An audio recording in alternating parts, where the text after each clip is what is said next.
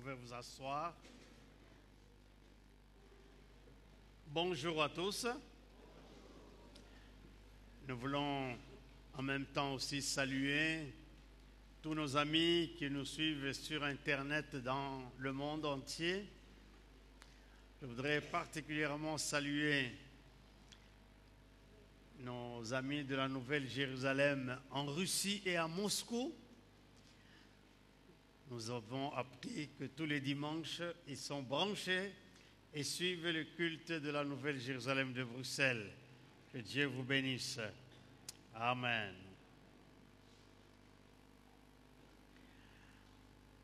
Nous venons de terminer une semaine qui était un peu lourde pour moi. Nous avons reçu les surintendants, les 7 surintendants des 7 régions de l'Europe, ainsi que les évêques qui sont surveillants des églises de Dieu en Europe, surveillants des églises de Dieu dans 51 pays de l'Europe et du Moyen-Orient, ainsi que certains pasteurs, mais particulièrement celui qui a prêché au culte de 11 heures, Dr. Wallace Sibley, qui est le premier Afro-Américain qui est passé au comité exécutif de l'Église de Dieu. Ça, c'est sa troisième, il entame sa 3e année. En tout cas, nous bénissons le Seigneur qui a honoré la Nouvelle-Jérusalem. Amen. Nous avions commencé avant, donc la semaine avant, de ce thème que nous avions abordé durant le mois de prière d'été. Pourquoi la bénédiction attendue de Dieu ne vient pas? Pourquoi nos prières ne sont pas exaucées? Et pourquoi n'avons-nous pas de victoire dans le combat spirituel? Dans le mois de prière, j'avais énuméré une dizaine de raisons, mais à cause du temps, je prenais quelques minutes seulement à effleurer chaque raison. Encore une fois, à la demande de plusieurs, j'y reviens pour que tout le monde puisse en bénéficier. Il y a 2 dimanches, nous avons parlé d'une raison, le non-respect des parents, c'est-à-dire les injurier, les frapper, refuser de les aider matériellement. Et lorsque nous n'avons pas de respect pour nos propres parents, cela nous attire de la malédiction. Cela ne nous donne pas la victoire dans notre combat spirituel et cela fera que Dieu n'exauce pas non plus nos prières. Et nous avons donné une autre raison subsidiaire à cela, c'est le non de parler du mal de ces conducteurs spirituels.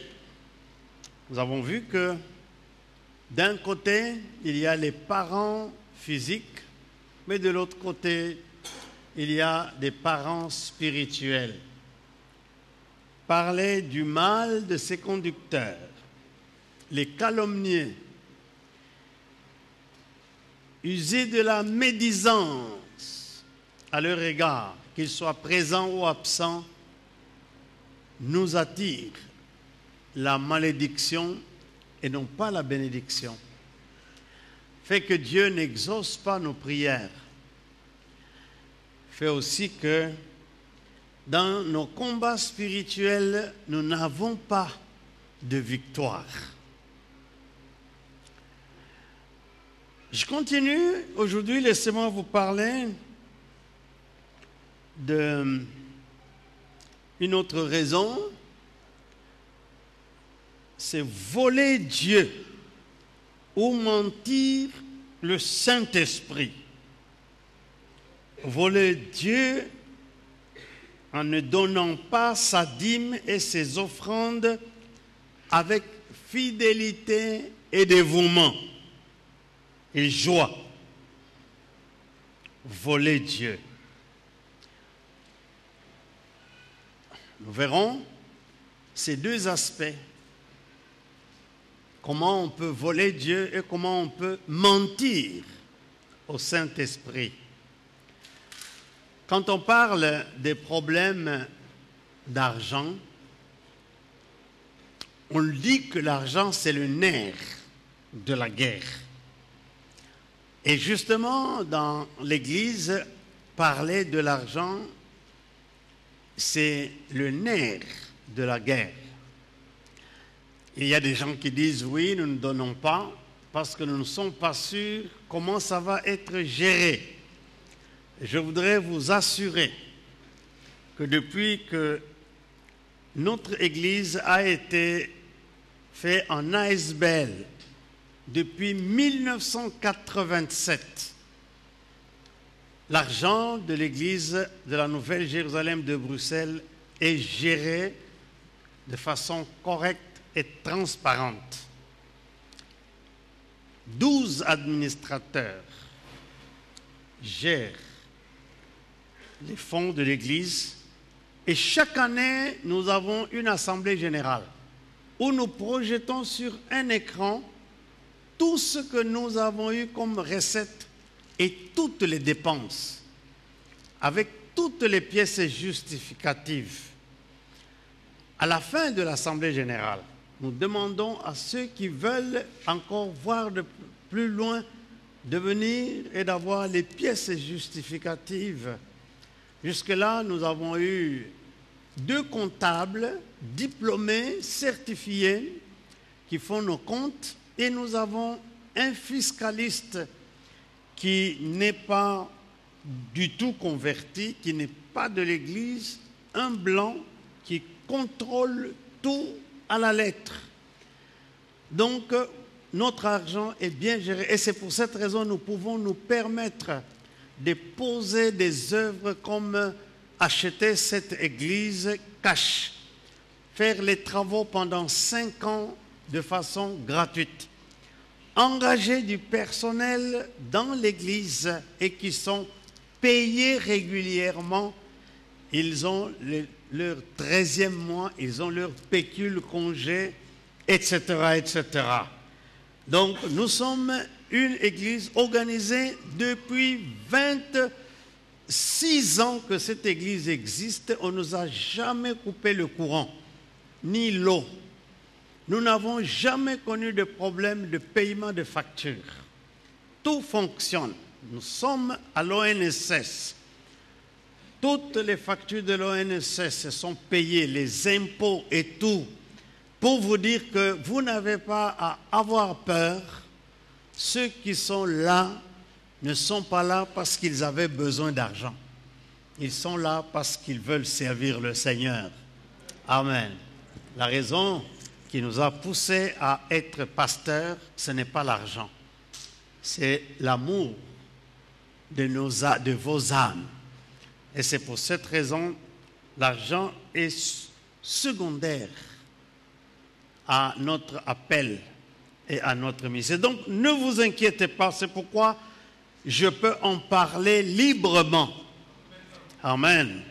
Une année même, quelqu'un de l'église nous avait accusés chez les fiscs.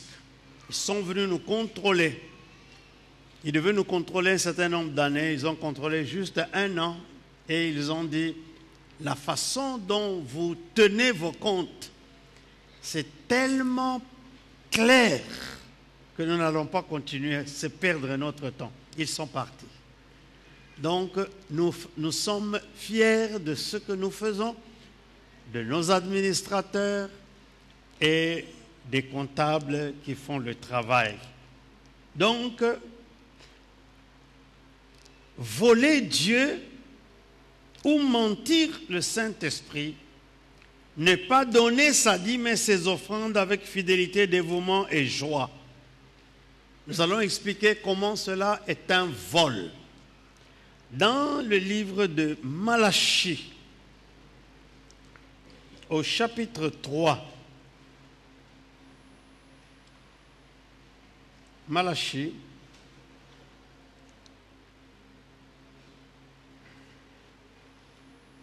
chapitre 3, à partir du verset 8. Malachie 3, 8, nous lisons. Un homme trompe-t-il Dieu? Car vous me trompez. Et vous dites, en quoi t'avons-nous trompé? Voici la réponse. Dans les dîmes et les offrandes. Verset 9. Vous êtes frappés par la malédiction. Et vous me trompez, la nation tout entière. Verset 10. Apportez à la maison du trésor toutes les dîmes, afin qu'il y ait de la nourriture dans ma maison. Mettez-moi de la sorte à l'épreuve, dit l'Éternel des armées, et vous verrez si je n'ouvre pas pour vous les écluses des cieux, si je ne répands pas sur vous la bénédiction en abondance. Pour vous, je menacerai celui qui dévore, et il ne vous détruira pas les fruits de la terre, et la vigne ne sera pas stérile dans vos campagnes, dit l'Éternel des armées. Verset 12, toutes les nations vous diront heureux, car vous serez un pays de délices, dit l'Éternel des armées. Ce texte parle d'un acte très sérieux. Tromper Dieu. En d'autres termes, faire semblant qu'on est vrai avec Dieu. Mais en vérité, du point de vue argent, on le trompe. Parce qu'on ne lui apporte pas ce qu'il nous demande de faire. En fait, pourquoi il est question de tromper? C'est parce que quand Dieu a appelé son peuple, il a fait de son peuple son partenaire. Donc, quand il y a un partenaire, ceux qui sont dans les affaires le savent, il y a dans chaque bénéfice qu'on reçoit ce qu'on appelle la quotité du partenaire. On donne au prorata de sa mise dans cette affaire. Vous ne pouvez pas faire une affaire avec un partenaire et puis vous bouffez, vous prenez tout, vous mettez dans votre poche. Quand on a un partenaire, on lui donne sa part et on garde sa part. Dans notre partenariat avec Dieu, eh bien, Dieu ne nous demande que le 10e, c'est sa part. Il demande que toi, tu gardes le 9/10. Pourquoi nous donnons à Dieu le 10e? Parce que la force que nous avons nous vient de lui. Parce que même les recettes que nous faisons, ça vient de lui. C'est lui qui incite cela. Le travail que nous faisons, ça vient de lui. Il y a des gens qui sont venus dans ce pays sans papier, sans boulot, sans diplôme, célibataires, sans enfants, etc. Et Dieu a ouvert les portes de bénédiction. Ceux qui n'avaient pas de séjour ont eu le séjour. Ils ont même eu la nationalité. Ceux qui n'avaient pas de travail ont eu un bon travail. Ceux qui n'avaient pas de diplôme ont étudié, ils ont réussi. Les célibataires se sont mariés. Ceux qui n'avaient pas d'enfants ont des enfants. On achète des maisons, des voitures.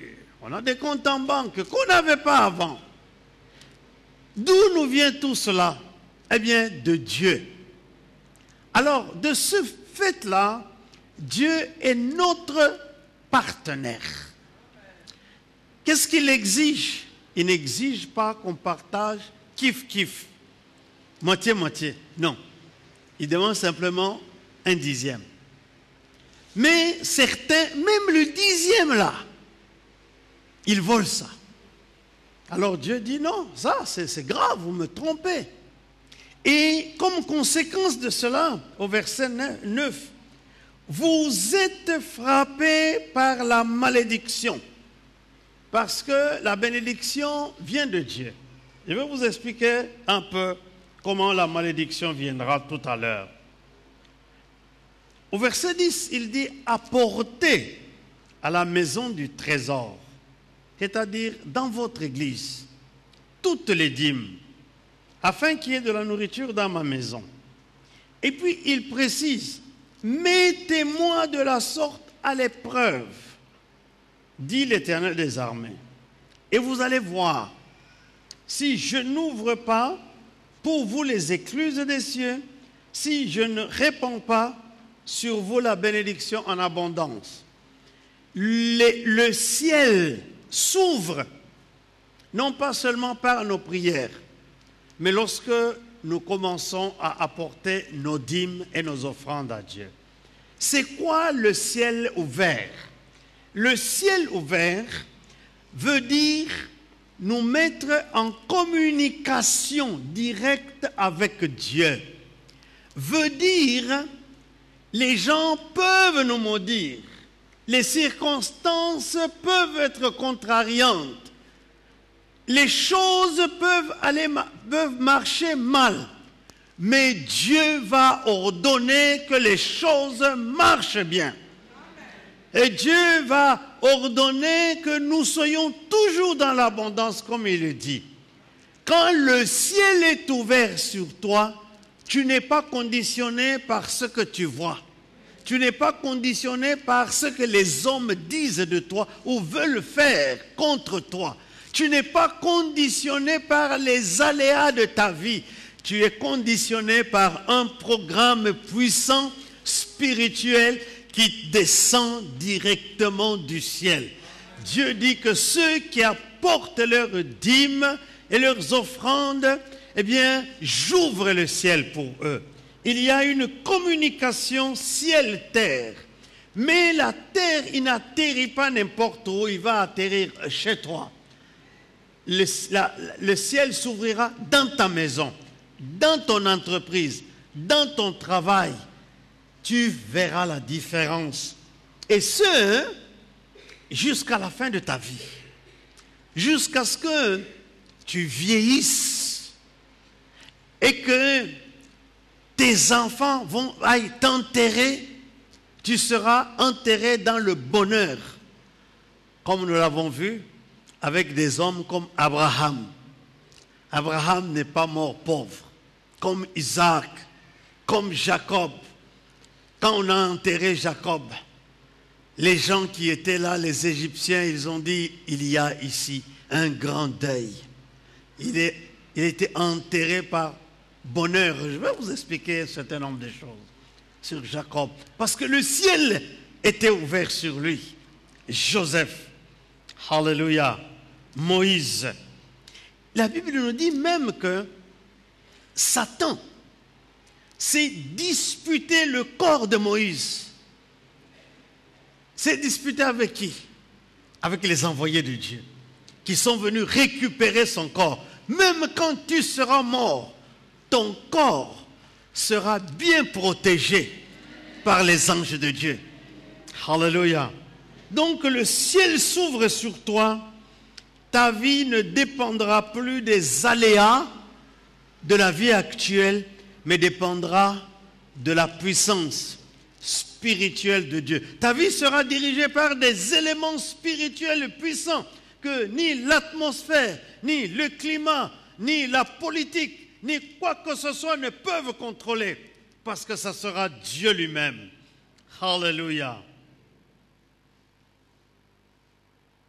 Et il dit, les écluses des cieux, et je vais répandre la bénédiction sur vous en abondance.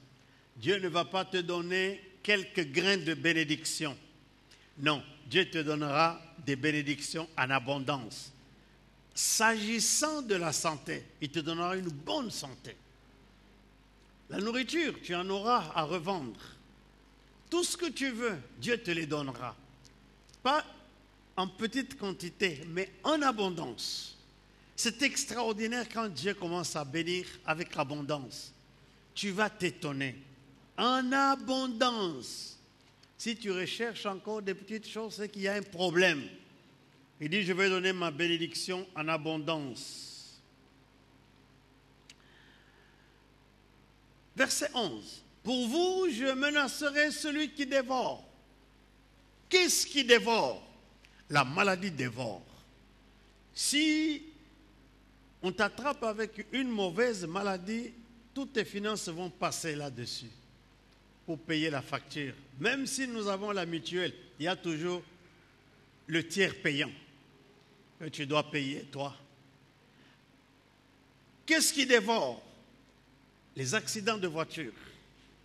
Comme l'exemple de ce cher bien-aimé frère, je ne sais pas si je dois l'appeler frère ou monsieur, qui était venu me voir tout au début de mon ministère. Je devais avoir 36, 37 ans.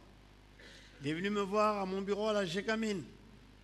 Il m'a dit, j'ai eu mon diplôme de droit depuis 15 ans, mais j'ai écrit partout. Des réponses sont venues négatives. Alors, quelqu'un m'a envoyé chez vous. On m'a dit, allez voir ce jeune pasteur-là, il va prier pour vous. Alors, je viens vous voir. J'ai prié pour lui. Puis je lui ai dit, mais viens à mon bureau à l'église. Ici, je suis en train de voler la Gécamine. Il m'a suivi à mon bureau, j'ai prié encore pour lui. Quelque temps après, il est venu me voir.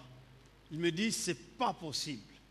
J'ai reçu des réponses positives des barreaux de Bruxelles, des barreaux de Liège, des barreaux de Nivelles, des barreaux de Kinshasa, des barreaux de Mbujimaï, des barreaux d'ici, des barreaux de cela. Je ne sais pas qu'est-ce qu'il faut faire. Je lui dis non. C'est l'église qui t'a béni. Travaille au barreau de Bruxelles. Il a commencé à travailler. Il a commencé à goûter le bon parfum du salaire, n'est-ce pas? Et puis un temps, il a disparu de l'église. Les années sont passées. Un jour, je le vois entrer dans mon bureau. Pasteur, je suis venu pour demander la prière. Je dis, qu'est-ce qui se passe? J'ai roulé avec ma voiture neuve que j'ai achetée, une Mercedes, et un arbre est tombé dessus. Elle est déclassée. Mais j'avais négligé de faire l'assurance Omnium. Vous voyez, les Africains ne connaissent pas la valeur des assurances Omnium. Comme quelqu'un de notre église, il a acheté une voiture neuve. Il a commencé à aller jouer au casino à Namur. Sur son chemin de retour, bang, accident, déclassé, il est devenu piéton. C'est ça qui dévore. Ça dévore. Il dit, je vais menacer ceux qui dévorent. Ta bénédiction sera protégée. En d'autres termes, je veux menacer les mauvaises factures. Vous savez, cette semaine, je viens à peine d'arriver, je reçois une facture Electrabel, 3 000 €. Je téléphone à Electrabel, je dis, je ne comprends rien. J'ai toujours payé mes factures intermédiaires. Ah, attendez. Non. C'est parce que... Ah non, ce n'est pas l'électricité. L'électricité, c'est OK, c'est le gaz. Je dis, même le gaz, je paye. Enfin, bref. On a discuté avec eux. Ils m'ont donné un numéro. J'ai vérifié. Quand vous recevez une facture, il ne faut pas trembler. Il faut téléphoner, vérifier. J'ai vérifié. Eh bien, il y avait une erreur sur moi. Parce que nous avons toujours payé notre gaz. Ces factures-là, Dieu va les bloquer. Il dit, je menacerai celui qui dévore. Amen. Alors, en conclusion, il dit, verset 12, toutes les nations vous diront heureux, car vous serez un pays de délices. Les gens vont constater un bonheur évident sur votre visage. N'allez pas passer des nuits à compter les étoiles parce que vous avez beaucoup de problèmes d'argent. Non, Dieu fera de sorte que on puisse vous honorer. Les gens vont dire, vous êtes un homme heureux.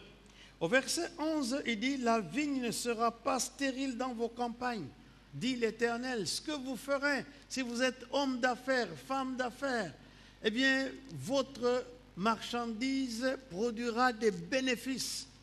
Mais nous devons donner la totalité des dîmes. Si vous ouvrez une officine, pharmacie, que sais-je encore, cabinet médical, ça va produire. Parce que il n'y a pas de stérilité quand vous donnez votre dîme à Dieu. Ouais. Maintenant, il y a beaucoup de gens qui disent, ouais, la dîme, c'est dans l'ancienne alliance. Maintenant, ce n'est plus nécessaire. Mais je voudrais vous dire que la dîme a été donnée avant qu'il y ait l'alliance entre Dieu et l'homme. Dans le livre de Genèse, là nous allons voir un peu l'histoire d'Abraham. Genèse, chapitre 14.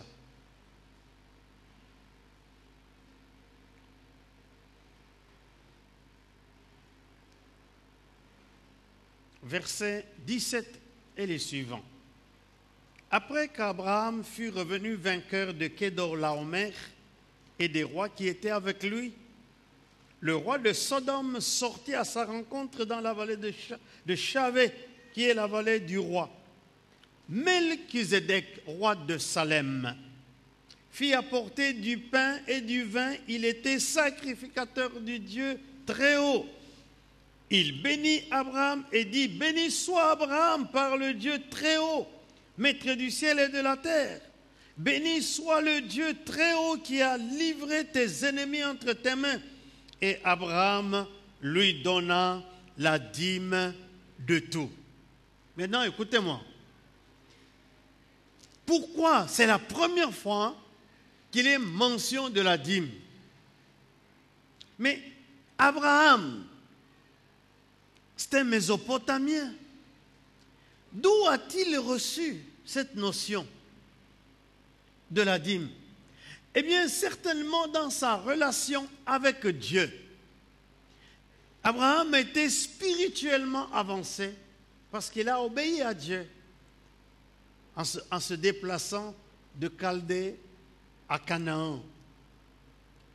Alors, quand Melchizedek, roi de Salem, est venu apporter du pain et du vin parce qu'il était sacrificateur du Dieu très haut et qu'il a béni Abraham. Certains commentateurs disent ceci: le pain et le vin sont le symbole du corps de Jésus-Christ qui avait été immolé et du sang de Jésus-Christ qui est sorti de son corps. N'est-ce pas, Jésus, avant qu'il aille mourir, il a pris du pain et après avoir rendu grâce, il a dit à ses disciples, ceci est mon corps qui est rompu pour vous. Faites ceci en mémoire de moi. Et il leur a distribué le pain comme corps. Et puis il a pris du vin et il a dit, ceci est mon sang, le sang de l'alliance qui est répandu pour vous. faites ceci en mémoire de moi. Et il leur a donné le vin comme symbole de son sang.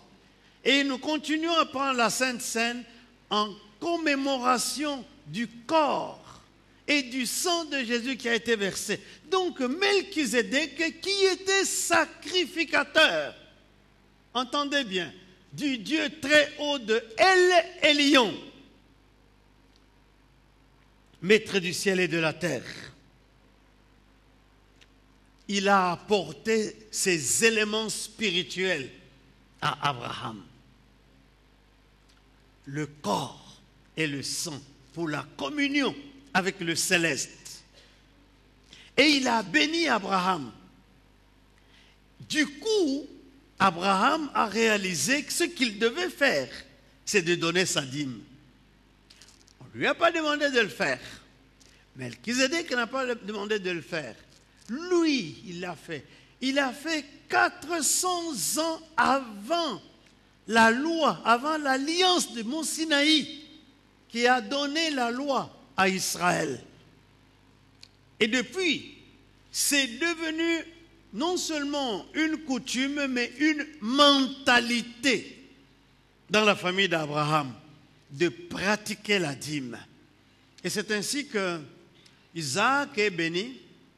Mais quand il s'agira de Jacob, au chapitre 28 de Genèse, lorsque Jacob a s'enfuyé devant son frère Ésaü, et que, arrivé à Bethel, nous sommes dans Genèse 28, et que Dieu lui a montré une vision où il était relié au ciel par une échelle, l'échelle de Jacob, où il a vu les anges qui montaient et qui descendaient là où il était. Jacob s'est réveillé de son sommeil. Il a dit, verset 16, « Certainement l'Éternel est en ce lieu, et moi je ne le savais pas. » Et il avait peur. Mais au verset 20, il a fait un vœu en 3 parties. Voici le vœu que Jacob a fait avec Dieu, pour Dieu. Il dit à Dieu, si Dieu est avec moi, verset 20, et me garde pendant ce voyage que je fais, s'il me donne du pain à manger, des habits pour me vêtir, et si je retourne en paix à la maison de mon père, alors l'Éternel sera mon Dieu. Cette pierre que j'ai dressée pour monument sera la maison de Dieu, et je te donnerai la dîme de tout ce que tu me donneras. Voici en quelques termes ce que Jacob dit dans son vœu. Il dit, Dieu, si je jouis de la protection de ta part, et chacun d'entre nous demande et cherche la protection de Dieu, la bonne santé, si tu me bénis matériellement, tu me donnes à manger, à boire et des habits, ton frigo, ton congélateur est rempli de nourriture, n'est-ce pas? Qui viennent d'Afrique, que tu manges ici, que tu achètes aux abattoirs, partout, des vêtements. Est-ce que tu sais combien de chaussures tu as? Combien de costumes tu as? Est-ce que tu sais combien de cravates tu as? Dieu t'a comblé, n'est-ce pas? Tu manges à ta faim. Et Jacob dit, si Dieu me donne toute cette bénédiction, si c'était maintenant, il allait citer des voitures. Et même les marques des voitures. Tu roules avec quelle marque? Est-ce que tu pensais que tu allais rouler avec cette marque de voiture-là? Il dit, si tu me bénis de cette façon, premier vœu que je ferai pour Dieu, Dieu cessera d'être le Dieu de mon père Isaac et de mon grand-père Abraham. Il sera le Dieu de Jacob. Il sera mon Dieu. Je vais m'approprier Dieu. Ça ne sera plus un Dieu impersonnel. qui appartient à des personnalités éloignées. Non, ce sera mon Dieu. Deuxième vœu, je vais te bâtir la maison. Bâtir la maison. Tout le monde n'a pas la capacité de prendre des briques et de bâtir la maison de Dieu, mais par ta présence au culte, par le ministère que tu fais, comme ces gens qui sont assis derrière moi, sont en train de bâtir la maison de Dieu par leur chant, par leur louange, par leur musique, comme le service d'ordre qui est là. Ils sont là, ils bâtissent la maison de Dieu, le service d'accueil, et tous ceux qui font le ministère. Mais faire le ministère ne suffit pas. Il dit, et je te donnerai la dîme de tout. C'est quand même étonnant qu'il y a des gens dans nos églises ici avec des titres, mais qui ne donnent jamais leur dîme. Faire le ministère ne suffit pas. Jacob a dit, Dieu va être mon Dieu, je vais faire le ministère parce que je vais bâtir la maison de Dieu, mais je m'engage à donner la dîme. Comme je disais, normalement, les responsables des ministères doivent vérifier si leurs gens donnent leur dîme. N'est-ce pas? Il faut vérifier. Parce qu'il ne faut pas travailler avec les gens qui t'amènent la malédiction dans ton ministère. C'est pourquoi il y a certains ministères qui ne grandiront jamais. Parce que ceux qui sont les ministères, peut-être c'est des responsables, ne donnent jamais leur dîme. Donc, tu vas dire, oui, ce n'était qu'un vœu. Mais d'où a-t-il tiré la responsabilité de faire ce vœu? Eh bien, c'est parce que c'était dans la pratique, dans la maison de son grand-père et dans la maison de son père Isaac. De sorte que Israël, c'est-à-dire Jacob et tous ses enfants, ont reçu la mentalité de donner leur dîme à Dieu.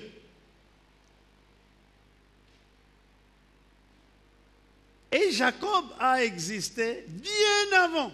Et vous voyez comment ces gens sont morts dans la bénédiction.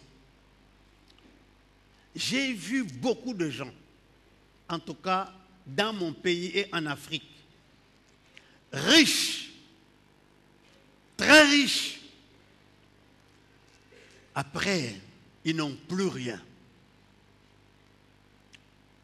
Toi qui avais des chaussures en cuir, en crocodile, tu vas commencer à te promener en babouche et en pantoufles parce que tu as tout perdu. Abraham est mort dans la richesse parce que la bénédiction de Dieu l'a accompagné. Isaac est mort dans la richesse. Vous vous rappelez à Guérard, la bénédiction était tellement évidente que le roi Abimelech des Philistins, qu'il avait chassé de Guérard, est venu le chercher quand il était à Beersheba pour lui dire, il est venu avec son ami Ahuzat et son chef d'armée Picol pour dire à Isaac, nous avons constaté que Dieu t'a béni. Alors nous sommes venus nouer alliance avec toi. Il faut que tu sois notre ami. Les gens constateront ta bénédiction. Et Isaac est mort dans la bénédiction. Si tu persévères à donner ta dîme à Dieu, tu ne mourras pas dans la misère. David dit au chapitre 25 des psaumes, j'ai été jeune, j'ai vieilli. Je n'ai jamais vu le juste abandonné, ni sa postérité mendiant de pain. C'est une expérience.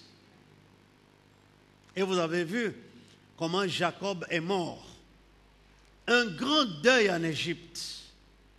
Enterré comme un roi. Il est mort dans la bénédiction.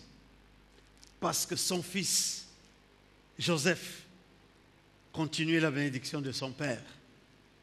Vous savez, lorsque nous respectons les principes élémentaires de Dieu, le peu d'argent que nous essayons de sauvegarder aujourd'hui, ça va nous lâcher un jour. Dieu permettra que celui qui dévore vienne dévorer. Combien de gens sont morts dans la pauvreté, alors que c'est des gens qui avaient tout. Ils commencent d'abord à vendre. Ils vendent les voitures. Après, ce sont les maisons qu'il avait construites. Après avoir vendu les maisons, ils commencent à vendre tout. Il y a un endroit à Kinshasa où on vend des pagnes usagés. Je crois qu'il s'appelle ça Tombola Boaka. Ces pagnes-là, c'est les femmes qui avaient des moyens qui commencent à vendre ça. N'est-ce pas vrai?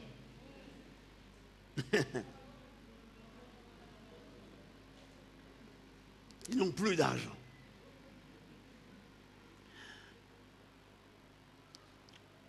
Fais un vœu comme Jacob. Mais quand Dieu va te bénir, ne fuis pas devant Dieu. Parce que je n'ai pas le temps de vous lire ce que Dieu dit au sujet de ces choses. Voler Dieu, c'est dangereux. Mentir à Dieu, c'est dangereux. J'aimerais qu'on lise quand même dans le Nouveau Testament ce verset, ce texte de Actes 5. Quelqu'un qui a menti au sujet de l'argent. Il a menti au Saint-Esprit.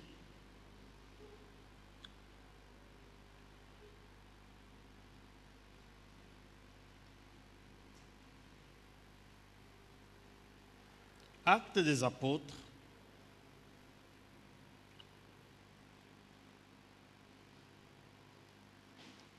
chapitre 4.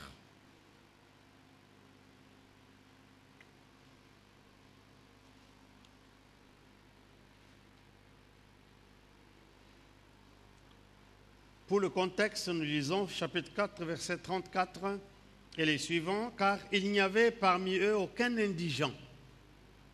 Tous ceux qui possédaient des champs ou des maisons les vendaient, apportaient le prix de ce qu'ils avaient vendu et le déposaient aux pieds des apôtres et l'on faisait des distributions à chacun selon qu'il en avait besoin.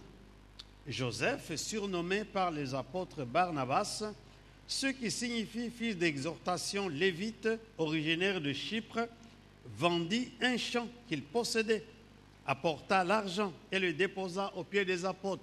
Voyez que même dans la pratique de l'Église primitive, c'était plus que la dîme. Ils apportaient tout aux pieds des apôtres. Tu vends ta maison, tu n'amènes pas le 10e, tu amènes tout. Mais les gens le faisaient avec joie. Donc, Joseph, surnommé Barnabas, originaire de Chypre, il vendit un champ qu'il possédait et apporta l'argent et le déposa aux pieds des apôtres. Alors, quand nous suivons l'histoire de Barnabas, c'est le même Barnabas-là qui a marché avec Paul pour bâtir les églises. C'est le même Barnabas que Dieu a béni pour un ministère puissant et fructueux. Mais ça a commencé d'abord à son début par la libéralité. Mais suivons le cas d'un autre. Chapitre 5, verset 1. Mais un homme nommé Ananias, avec Saphira, sa femme, vendit une propriété et retint une partie du prix. Sa femme le sachant, puis il apporta le reste et le déposa aux pieds des apôtres. Pierre lui dit à Ananias, pourquoi Satan a-t-il rempli ton cœur au point que tu montes au Saint-Esprit et que tu aies retenu une partie du prix des champs? S'il n'eût pas été vendu, ne te restait-il pas? Et après qu'il a été vendu, le prix n'était pas à ta disposition. Comment as-tu pu mettre en ton cœur un pareil dessein? Ce n'est pas à des hommes que tu as menti, mais à Dieu. Ananias, entendant ces paroles, tomba et expira, et une grande crainte saisit tous les auditeurs. Le premier mort dans l'église chrétienne, ce n'était pas pour calomnie, ce n'était pas pour ivrognerie ou adultère, c'était à cause de l'argent. Il a menti. Il avait l'argent. Il avait la liberté de ne pas donner. il avait la liberté de venir de dire, en tout cas, j'ai vendu, j'ai gardé une partie pour moi. Mais il a menti parce qu'il voulait dire qu'il donne. C'est comme ça qu'il y a des gens. Il a la dîme, il s'avance devant, il donne pour faire semblant qu'il donne sa dîme, mais il ment parce qu'il a gardé une partie. Mentir au Saint-Esprit. La dîme doit être donnée en intégralité. Vous savez, quand on est pauvre, c'est difficile de donner sa dîme. Quand nous étions des étudiants, les 35 zaïrs de ma bourse, les 35 zaïrs de la bourse de ma femme, ça veut dire 70 zaïrs, nous permettaient de manger 10 jours seulement.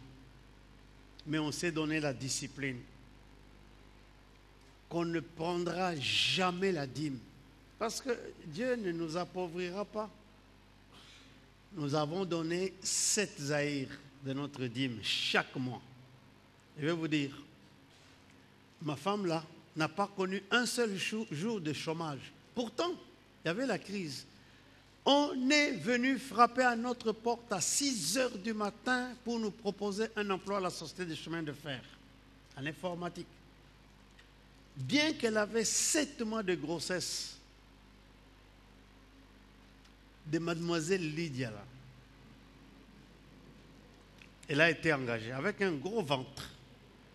Il n'y a que Dieu qui peut faire ce miracle. Parce que nous avons donné notre dîme. Et après cela, nous avons continué à donner notre dîme.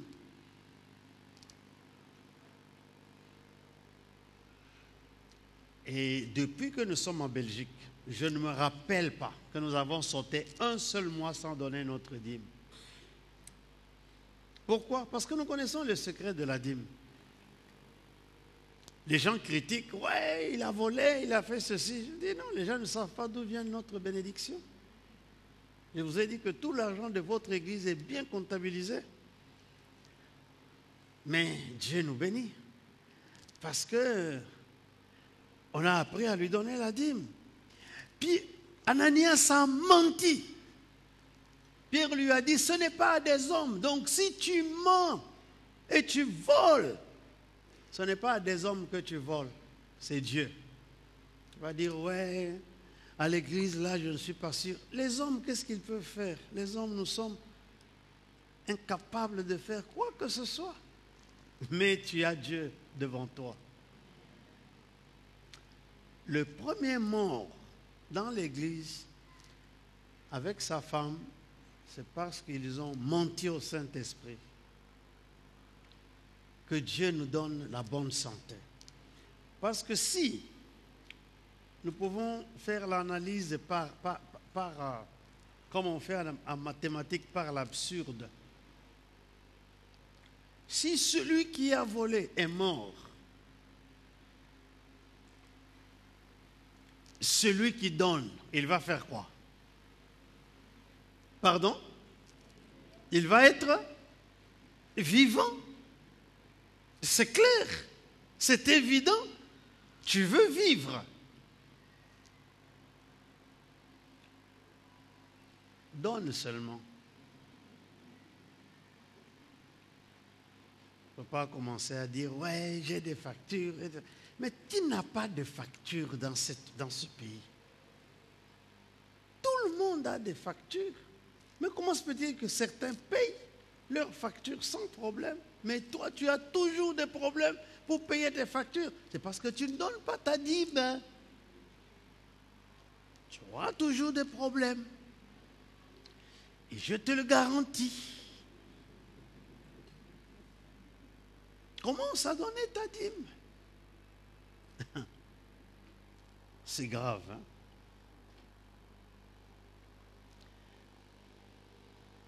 Nous retournons à notre texte de base.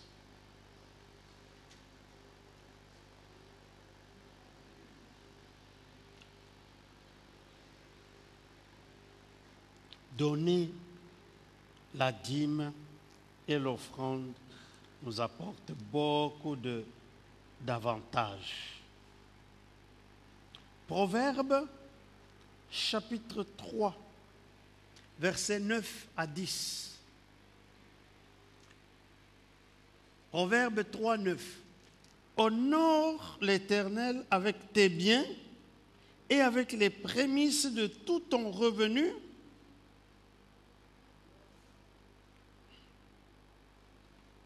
Verset 10. Alors, tes greniers seront remplis d'abondance et tes cuves regorgeront de mou. Voyez, la mentalité païenne dit il ne faut pas donner à l'Éternel parce que tu vas être pauvre. Mais c'est pas ce que la parole de Dieu nous dit. La parole de Dieu nous dit que si nous honorons l'Éternel avec nos biens et les prémices de notre revenu, la dîme est considérée comme les prémices de notre revenu. C'est la première chose qu'on doit enlever de notre salaire. J'ai passé 3 ans au chômage. Ma femme travaillait. Quand elle touchait son salaire, elle ne venait jamais avec la totalité du salaire pour me montrer. Au travail, elle enlevait la dîme, mettait dans l'enveloppe, fermait l'enveloppe. C'est en dehors de tout calcul. Quand elle me montrait le salaire, je savais que la dîme est déjà partie. Quand nous étions des étudiants, j'avais mes 35 zaïrs. Quand je sortais chez l'agent payeur, mes 3,5 zaïrs étaient dans l'enveloppe. Parce que c'est quoi? La dîme, c'est les prémices. N'est-ce pas, Caroline? La dîme, c'est les prémices. Ça ne doit pas entrer dans l'achat de maquillage.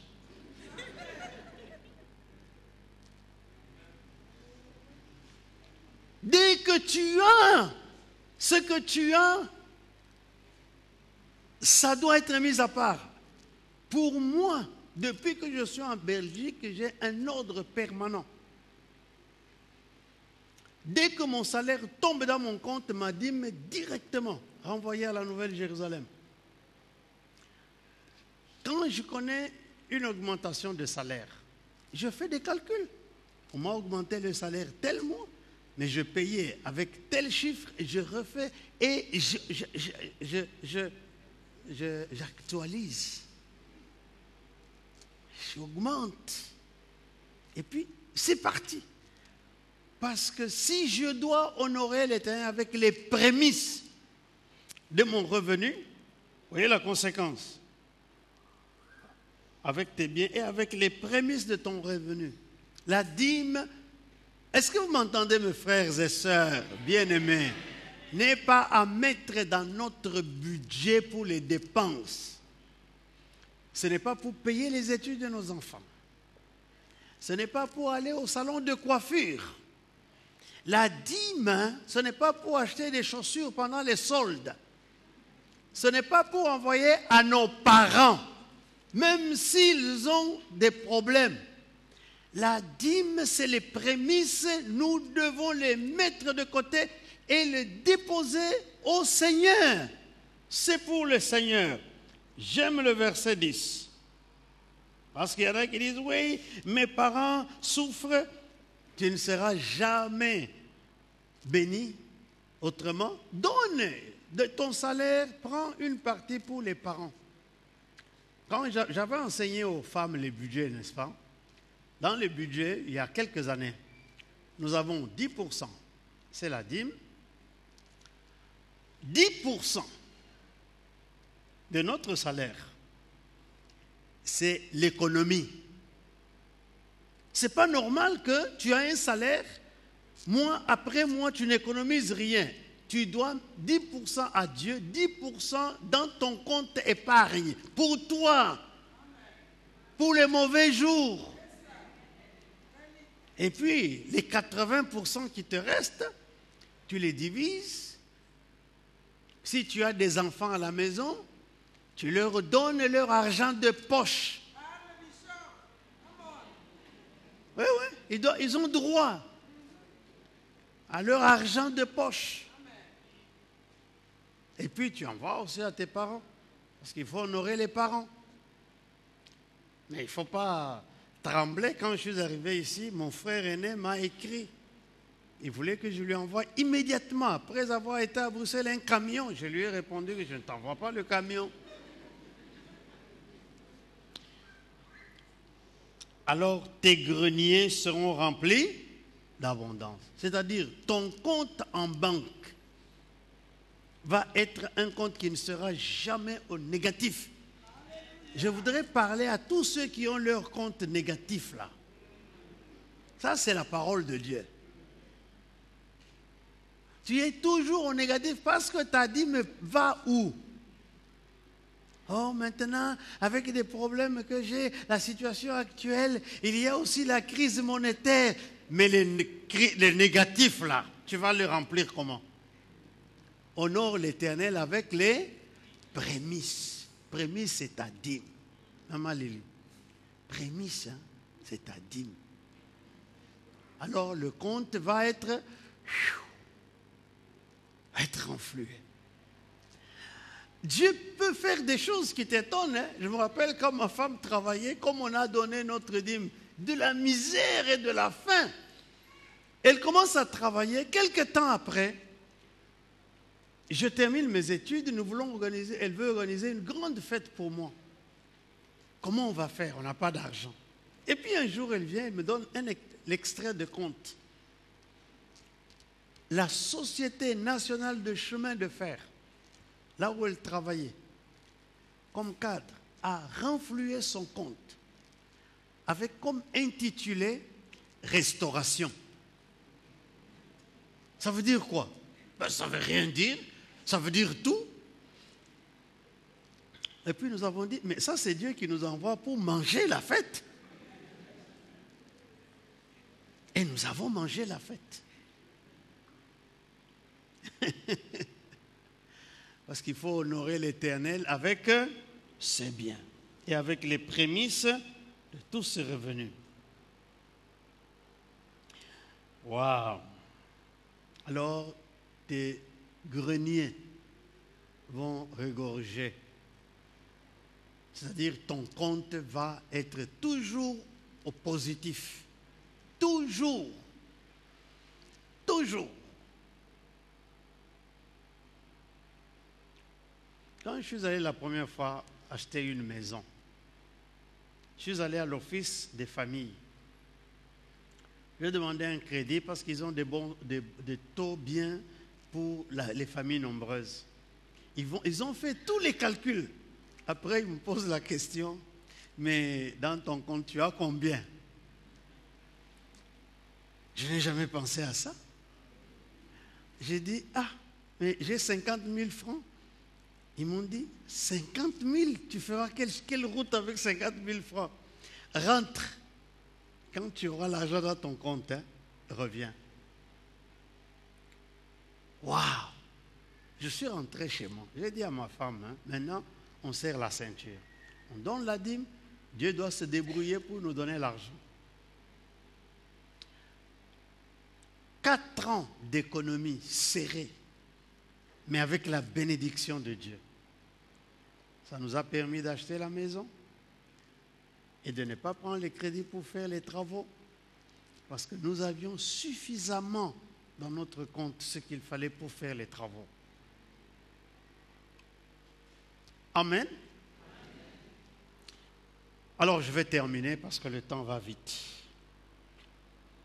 On a posé la question au Seigneur Jésus. Dans l'évangile selon Luc, chapitre 10,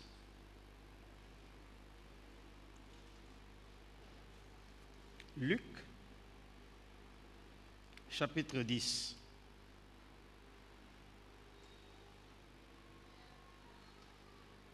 Oui, ces gens voulaient vraiment avoir le Seigneur. Hein?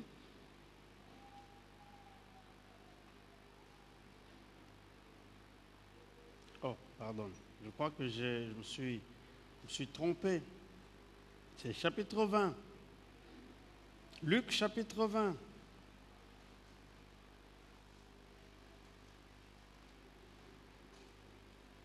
Il y a quelqu'un qui m'a dit qu'il utilise plus son iPad pour prêcher parce qu'il a préparé tout, il a mis dans son iPad et avant d'arriver à l'église, tout s'était effacé.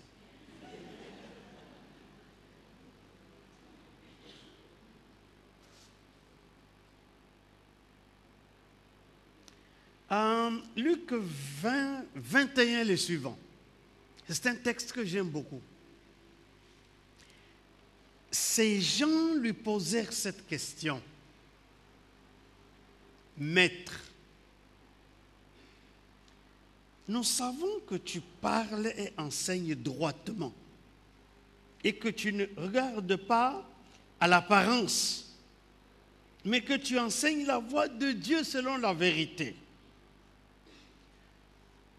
Nous est-il permis ou non de payer la tribu à César? Jésus, apercevant leur ruse, leur répondit, montre-moi un denier.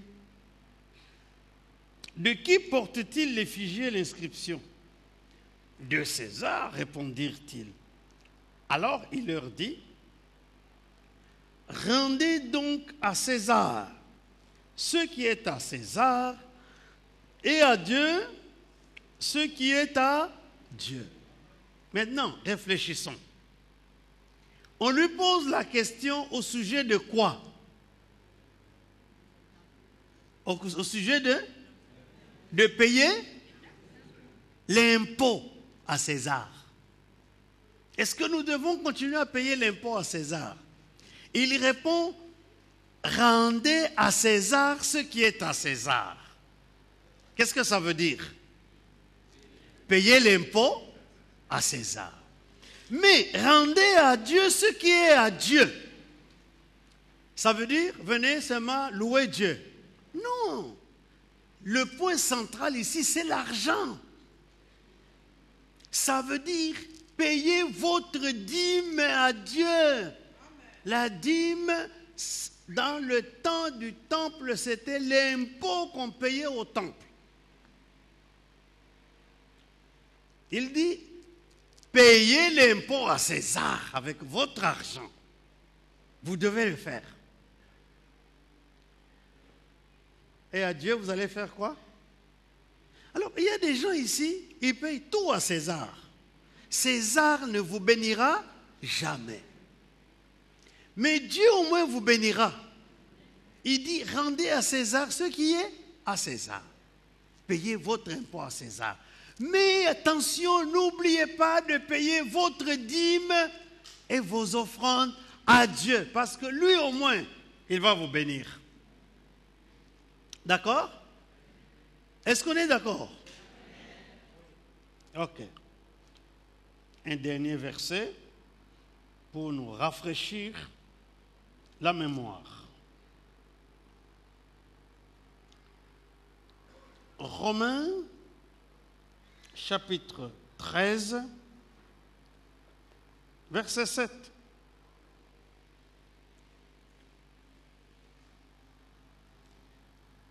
Romains 13, 7. Rendez à tous ce qui leur est dû. L'impôt, à qui vous devez l'impôt. Le tribut, à qui vous devez le tribut. La crainte, à qui vous devez la crainte. L'honneur, à qui vous devez l'honneur. Paul dit à l'église des Romains,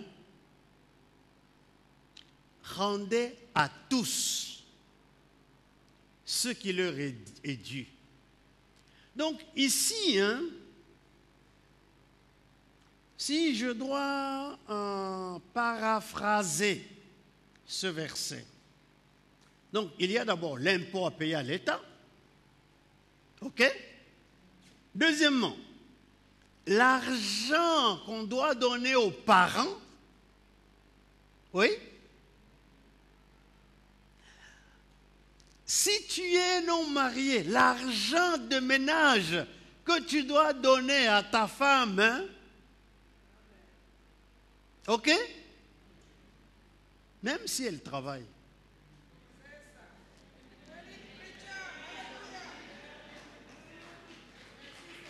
Ah oui, ah oui.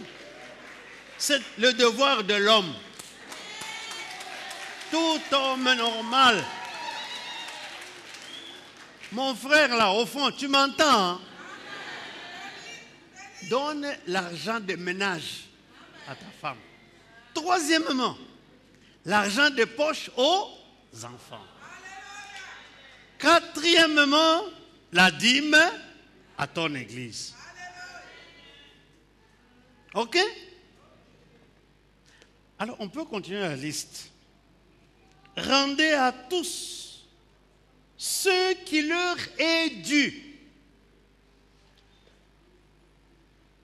Si tu es membre de la Nouvelle Jérusalem, tu sais ce que tu dois à la Nouvelle Jérusalem. Alors, rendez à la Nouvelle Jérusalem ce qui lui est dû. Amen. Amen. Dis à votre voisin, là où vous êtes assis, hein, rendez à la Nouvelle Jérusalem qui lui est dû. Ouh, alléluia. Gloire.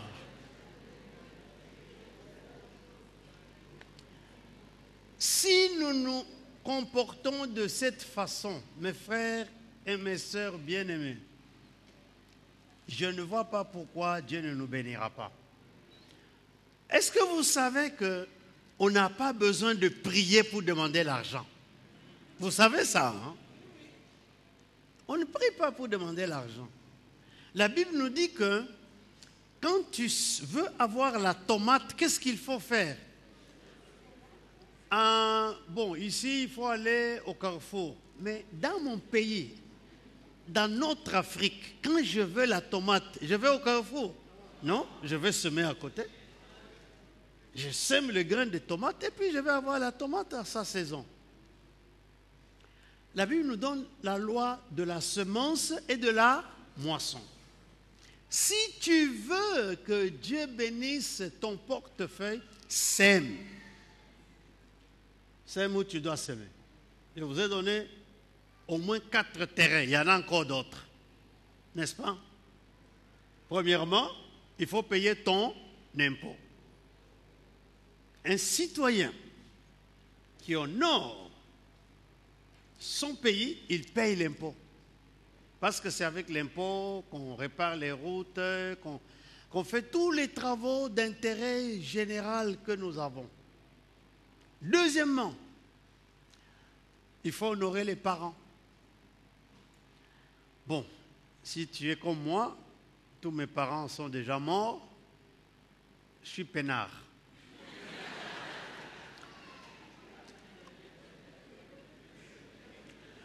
Mais ne vous en faites pas. Mon frère aîné a eu 20 enfants qui ont maintenant aussi leurs enfants, leurs petits-enfants, etc., etc. J'ai payé leurs études pendant des années,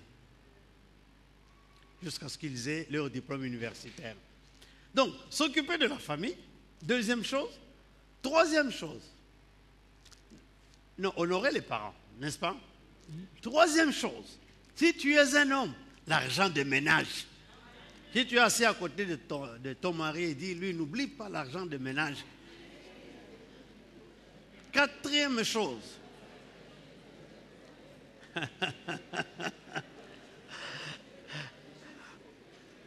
Quatrième chose, l'argent de poche des enfants.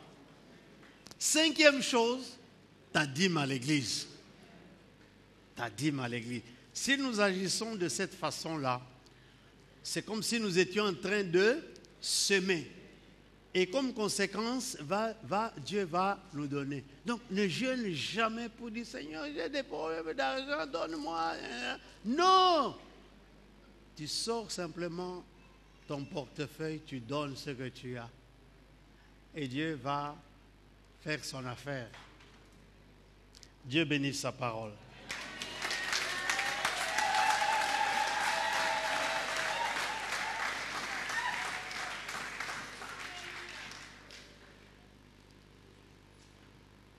Nous nous inclinons dans la prière.